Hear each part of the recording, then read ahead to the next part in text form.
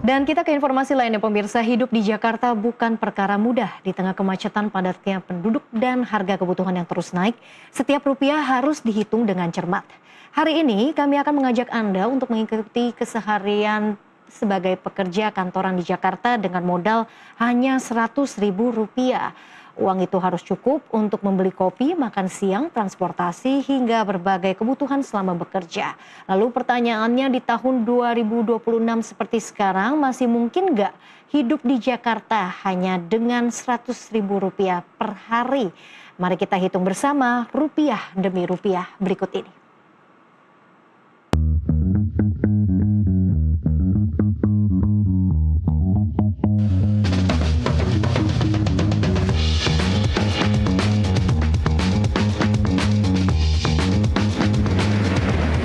Pemirsa, Anda menyaksikan Nusantara TV bersama saya Rian Antono, dan kali ini saya mau ngajak Anda pemirsa. Saya sebagai pekerja kantoran di Jakarta pengen tahu sebetulnya biaya Rp100.000 itu cukup gak sih untuk sehari? Saya coba ngakalin sebetulnya dengan tidak menggunakan ojek online atau menggunakan kereta, karena untuk menuju ke kereta dari rumah saya di Bekasi harus pakai ojek online, jadi saya pakai motor.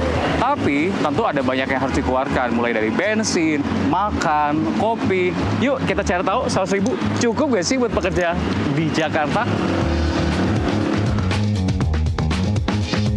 Kota Jakarta, pusat bisnis di Indonesia yang juga menjadi kota terpadat. Badan Pusat Statistik mencatat per 2026, jumlah penduduk Jakarta saat ini mencapai 10,72 juta jiwa dengan pertumbuhan penduduk sebesar 0,32% per tahun dalam 5 tahun terakhir.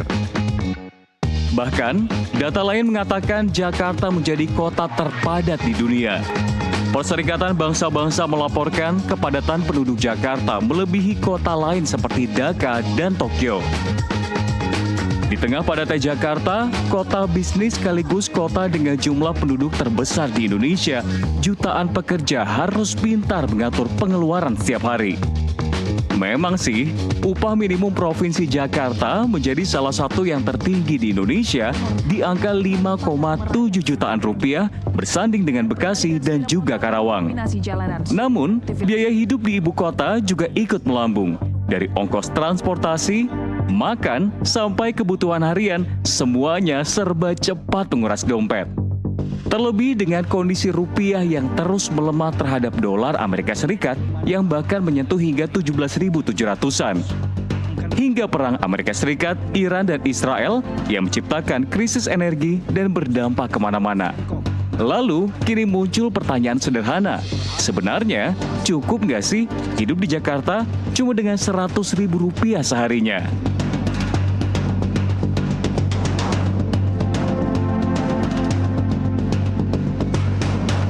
Untuk aku pribadi sih Rp100.000 itu cukup aja ya, karena kebetulan rumah aku sama kantor itu jaraknya deketan, jadi menurut aku pribadi cukup sih.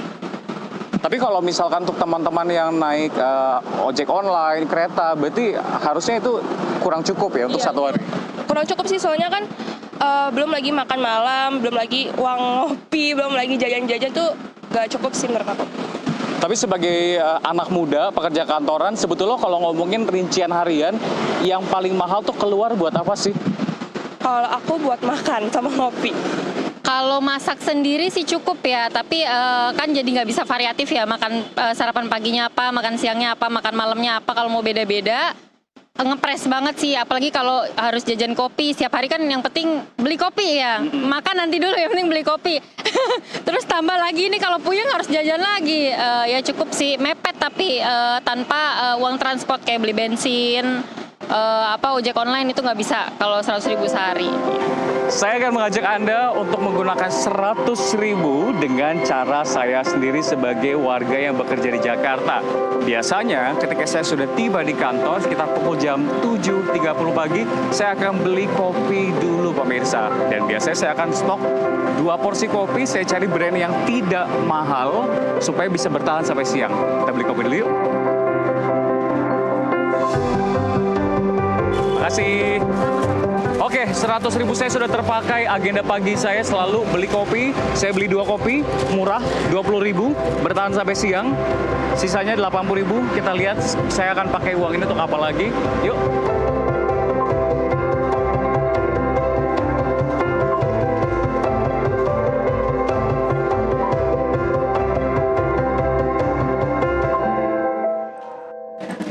Oke, pemirsa, sudah mendekati jam 12, kopi 2 sudah habis, tadi kita sudah keluar 20.000, dan sambil nunggu makan siang, tadi saya titip snack sama OB 10.000, berarti dari 100.000 kita masih tersisa anggaran 70.000. Dan sekarang kita saatnya makan siang yuk.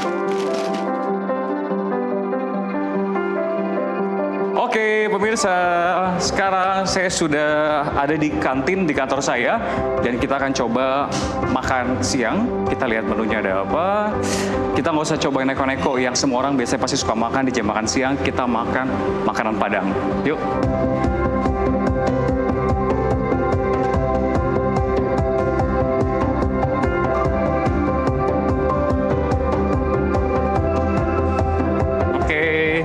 Sip. Ini ya Pak ya? Ini ya, kita akan coba bayar di kasir, sekalian mau beli minum, kita cari tahu harga berapa.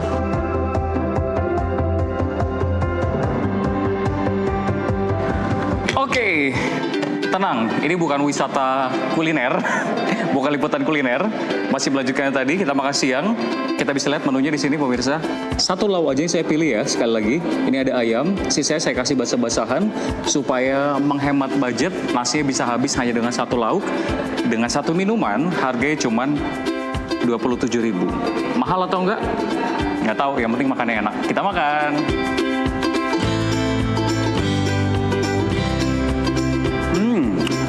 Makan siang sudah habis karena saya nggak sarapan, pemirsa. Ya kan? Kita harus maksimalkan budget kita.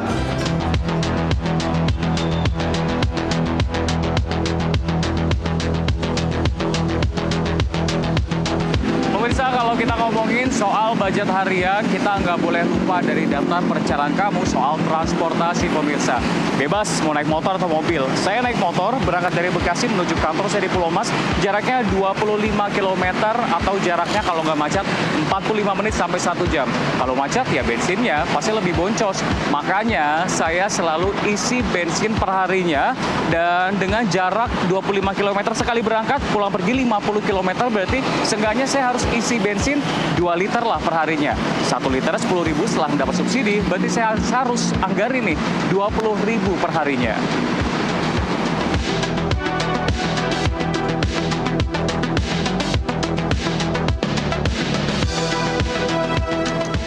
Ya, pemirsa, memang kalau saya sendiri menggunakan motor itu untuk menghemat biaya. Supaya 100.000 bisa tercukupi lah, tinggal beli bensin aja gitu kan.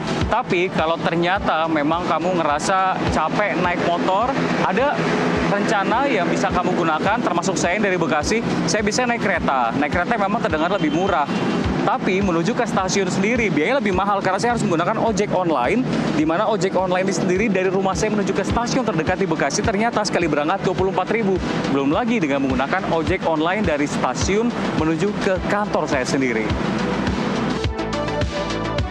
Dari 100.000 hingga pulang masih menyisakan Rp23.000. Tapi cukup gak sih dengan gaji UMP Jakarta? Masih bisa nabung gak sih? Bayangkan Rp77.000 dikalikan 22 hari kerja dalam sebulan. Maka pengeluaran kamu Rp1.694.000. Kita keluar budget 1,694 juta per bulannya. Lalu kita hitung lagi dengan UMP Jakarta sekitar 5,7 juta rupiah. Coba ya, 5,7 juta rupiah. Yang artinya berarti sekitar 4 jutaan lebih dari sisa pengeluaran per bulan. Itu belum sama kita main, belum kita jalan-jalan sama keluarga di weekend, belum keluar uang untuk biaya kosan ataupun juga biaya cicilan rumah. Jadi gimana nih pemirsa, di era saat ini ketika dolar lagi kuat-kuatnya terhadap rupiah, bahkan anjlok hingga ke 17.700-an, apakah dengan budget segitu kita bisa survive? Lalu strategi apa lagi yang harus kita lakukan? Demikian kita membedah data seperti apa pengeluaran dalam sehari sebagai pekerja kantoran di Jakarta. Dari Jakarta, Rian Antono dan Sebastian Pascal, jurnalis NTV melaporkan.